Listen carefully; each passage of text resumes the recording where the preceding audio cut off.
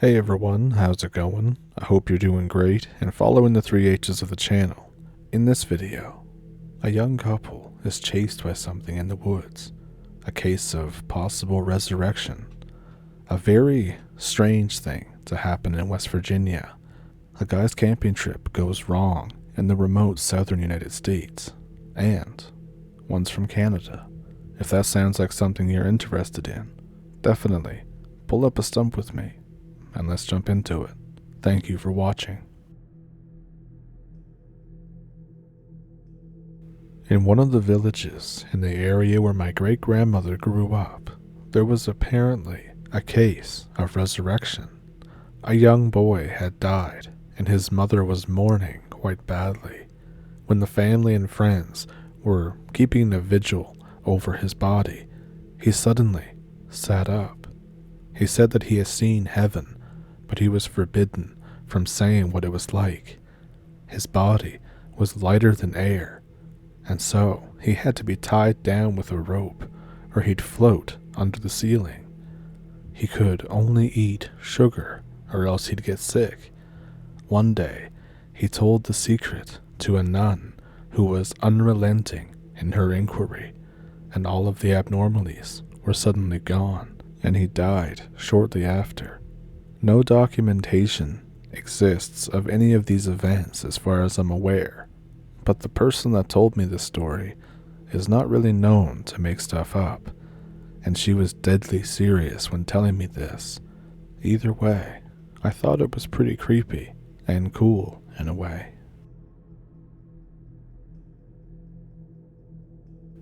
I live in southern MO. My girlfriend and I were hiking at a local state park.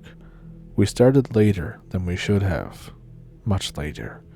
The first part of the trail connects to a dirt service road. We get to this road, but it's already super dark, and we still have about half an hour away from our car. Then, we hear some rustling through the woods to our left. We figure it's a deer or something. No big deal. 5 minutes later, the whatever it is still to our left, and it's keeping pace with us.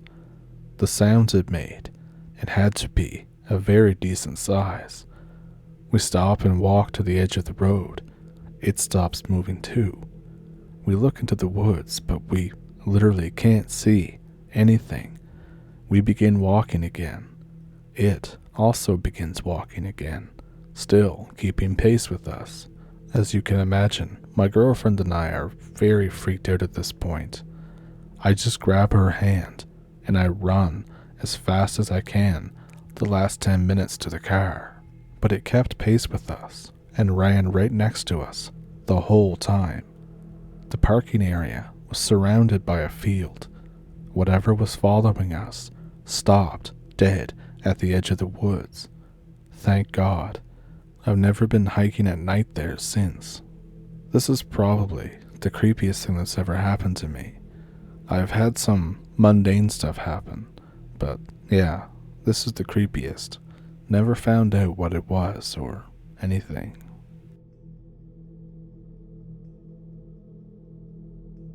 I think the scariest thing that ever happened to me may not have been necessarily paranormal, but it was still terrifying. So I was camping alone in the woods. I had been there for more than a couple weeks. This one night, the sun was going down. I still had maybe an hour and a half or so of light left. I see 3 guys crouching around the woods, 250 meters across the river. Naturally, I crouch and watch. I reach for my binoculars and sit very still.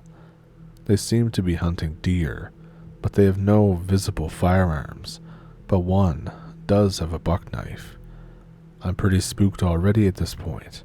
My mind is racing. I think about what I should do. Should I run? Should I contact? Or just stay still and watch? I am miles into the wild at this point.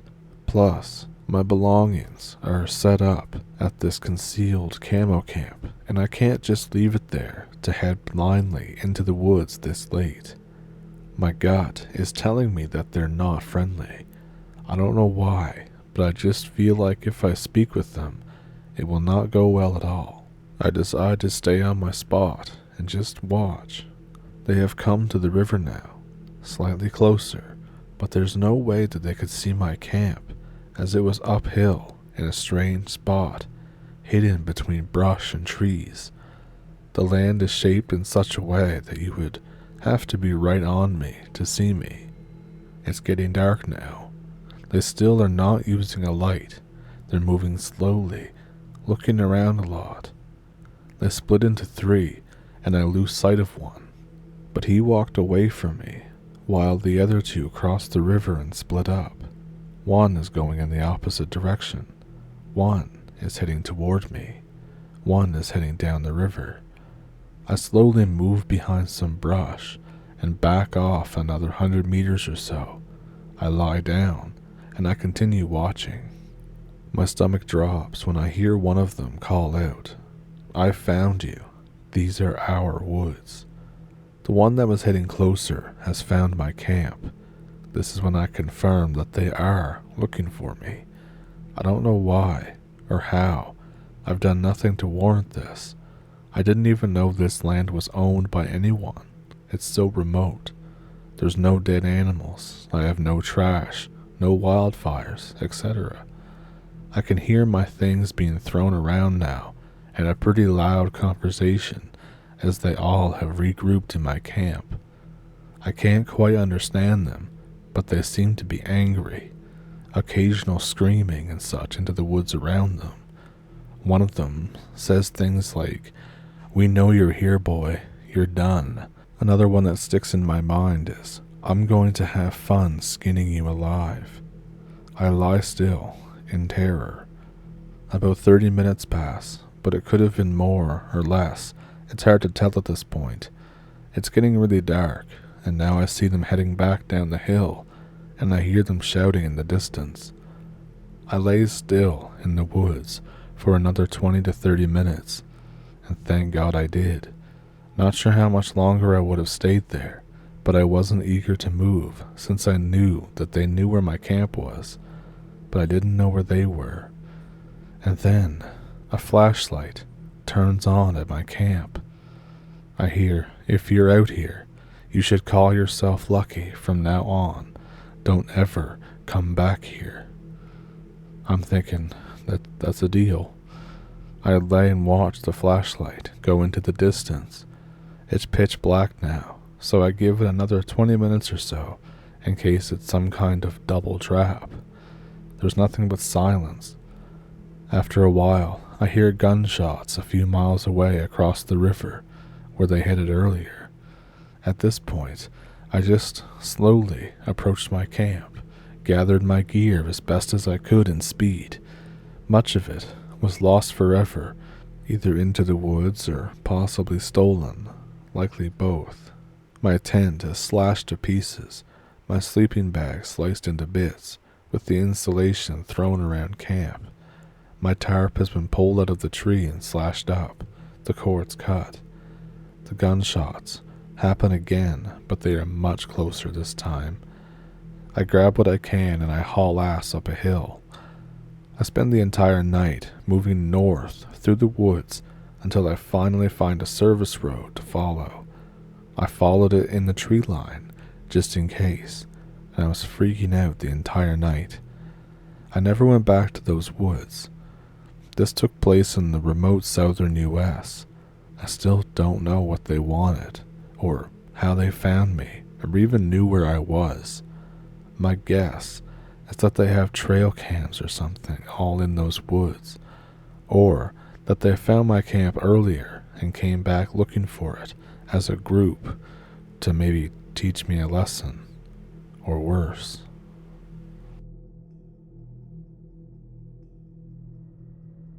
I was a witness to something awful that was completely and entirely covered up and silenced in Barbour County in West Virginia. I was living in Bellington, a small town, August 1993. I was working at Laurel Mountain Inn. The inn was about to close. It's only an hour until my shift ends. 3 guys come in. out-of-towners. Immediately, I recognized them as not being from these parts at all, due to their accents. Two of them order, the other one hovers around them, not taking a seat. He seems to be on something. It's not my job to give a shit either way, just focus on cleaning the dishes. Then, another guy walks in, open carrying a pistol. Now at this point, there are 6 customers inside, an elderly couple, the 3 out-of-towners, and the guy with the pistol. There's 3 workers inside, 2 are on break. I am manning the counter now, after having finished up cleaning. The 3rd out-of-towner, the one who didn't sit down, casually strolls into the bathroom. The guy with the pistol unholsters it and shoots the 2 other guys. I'm completely shocked. I'm frozen. I vividly remember one detail. His gun did not make a single sound. He holstered it and casually strolled out with the 2 out-of-towners just in their seat. Immediately, I snap out of it as soon as he's out the door. The elderly couple are frozen as well. They seem to be in some kind of trance at this point. I call the police. They get there very quickly, and they act really weird around me. They act as if I'm lying and telling a story. They seem to not believe me at all. I tell them about the 3rd guy in the bathroom. They don't even go to investigate, but tell me there's no one in the bathroom. I'm feeling really nervous at this point, like they're suspecting that I did something. They take away the bodies. I go to use the bathroom myself and to check for the 3rd guy. He's nowhere to be found. When I walk out, there's no trace that the people were even there. Even the elderly couple have left. And not only that, everyone's food is still hot. I contacted the police again the next day to ask about the situation, because nothing about it sat right with me. I was told by the operator of the non-emergency, rather matter-of-factly, that there were no records of anything like what happened at the Laurel Mountain Inn. I didn't have to work the next day, so I decided to call up one of my friends who worked just across the road at the Midtown Motel, and he would have absolutely seen anyone enter. I asked him. He said that he saw the 3 men enter and the guy with the pistol, but his accounts of events is bizarre. He never saw the man with the pistol leave. He also said that he could vaguely see some kind of muzzle flash, but he thought that he heard something loud from the inn. He also didn't see any police pull up. Instead, 2 unmarked black Cadillacs that people dressed as police officers stepped out of.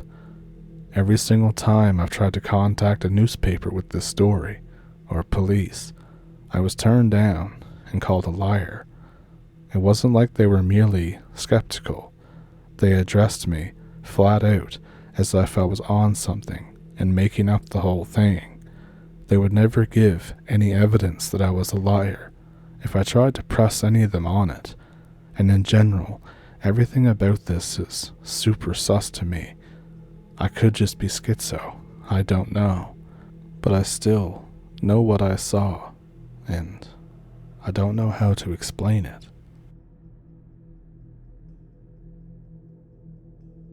So first, a little background. This happened about 10 years ago here in Leafland, or Canada. This was on Vancouver Island when I moved with my mom for a short period of time when I was 12. Her side of the family lived on the island, while we lived on the mainland. Now my grandfather was in the army when he was alive, and he left quite a few guns behind. Sadly, I wasn't old enough to go hunting with him while he was still alive. It was summer break, and I had just got done from my school. After the little ceremony for the end of the year, my mother told me that my Uncle John wanted to take me on my first hunting trip. I had shot a rifle a few times before, but this would be my first time ever actually shooting at anything for food. So I was pretty nervous, but also a little excited. The day finally arrived, and my uncle picked me up in his truck. We were going to a pretty big stretch of woods, and we would be camping for 3 days. The only supplies we had with us were some basic rations, water, and 3 rifles. Now, I'm not exactly an enthusiast of any kind, so I can't really tell you the make and model of these guns. It was so long ago. But I know that we had 2 22s and a 308. From my experience shooting, the 308 knocked me on my ass. I asked my uncle why we needed such a powerful gun for. He said that it was just in case that we saw a bear, and laughed. But something in his voice told me that he wasn't telling the whole truth. My grandfather was a very spiritual man, and I'm inclined to believe that he passed some of his stories down and beliefs to his children. My mother had an OBE and seen a few ghosts, but those are different stories for a different day. And I'm half Cree Aboriginal on my father's side, so I had heard stories of the things that stalked the Canadian wilderness. We unpacked our stuff and started looking for a good spot to set up camp. After about half an hour of searching, we found the perfect spot of flat earth. We set up camp and loaded our rifles before heading out to try and bag a deer or something. The first day was completely uneventful, and we ended up catching some fish with sharpened sticks, and we ate those. I had a feeling I would be sick of fish by the end of this. I'm a fairly light sleeper, and it's no surprise that I woke up in the middle of the night. I rubbed my eyes and sat up in my tent, realizing I had to go to the bathroom. I moved to unzip my tent flap, and I stopped as I heard something outside. I heard the sound of footfalls and quiet but ragged breathing. Like an idiot, I assumed it was my uncle, and I slowly zipped down the flap of my tent. I zipped it down just enough for me to peek outside to see if my uncle was still out there, as I needed privacy to pee. What I saw out there was not my uncle. It probably stood 7 feet tall, as it was taller than our tents, and it had oily, black fur that glistened in the moonlight. I let out a low whimper and slowly zipped my tent back up. The breathing stopped for a second, and then started to get closer.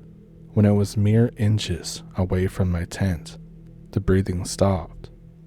For a few seconds, I thought the thing had left, and I just didn't hear it because I was so afraid. Then, it began to press its face against my tent. Judging from the outline, it had a muzzle that was slim like a fox, but it was much longer. At this point, I noticed how much this thing reeked. Being a sheltered city kid, I had never had to smell anything dead before, but as I've come to learn, that's exactly what this thing smelled like.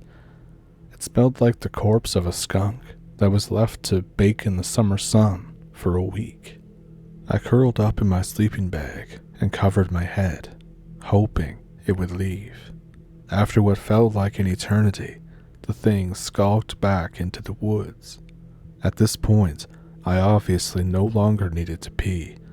After changing my pants and getting a restful half hour of sleep, my uncle came to wake me up. As we went to leave, he stopped and looked at the side of my tent. He said, Danny, which is my name, what the hell is that stain? I asked him what he was talking about, and he pointed to a slightly red stain on the side of my tent.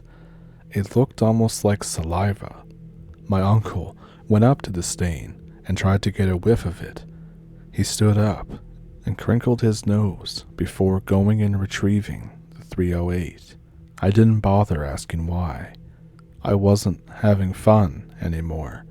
I just wanted this trip to be over so we could go home. But my uncle wanted to at least stay for one more day. That day, we actually ended up killing something. My uncle borrowed my .22 and shot a goose right out of the sky. I was impressed, and excited that we would be eating something that wasn't fish. I was pretty disappointed when I learned that the goose had been eating mainly fish and ended up tasting pretty much like them. My uncle had been pretty quiet the whole day, so I was surprised when he looked at me and asked, "Danny, have you ever seen something that you just can't explain? Something that shouldn't exist in this world?" I lied and said no, but I'm sure that he didn't believe me. "I'm going to try to get us something for dinner, but I'm going alone. Don't follow me. If I'm not back within an hour, call the police on my phone." After that, he set up a fire and left. I began to get impatient, so I started looking for games to play on his phone. It was an old BlackBerry, so the best I could get was solitaire. However, I didn't get to play long before I heard rustling in the brush near the fire. I grabbed my .22 and aimed it toward the noise. I saw the creature from before. It made frantic, gibbering noises, like it was trying to communicate, before running away from the camp, leaving a trail of black blood behind it. It turned out that my uncle had shot the thing, but it ended up running away.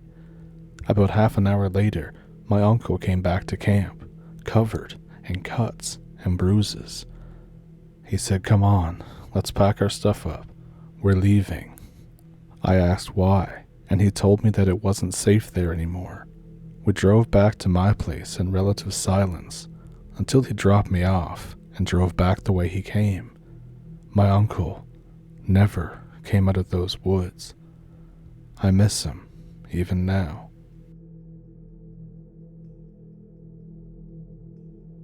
So, those were pretty crazy, weren't they? If one stuck out to you, let me know which one down in the comments. Do you have one of your own? As always, I have an email in the description that you can send them to if you'd like to. Also down there is a PayPal and a Patreon if you would like to support the channel that way. And with that, I think I will see you in the next one. Thank you for pulling up a stump, and thank you for watching. I hope you have a good week.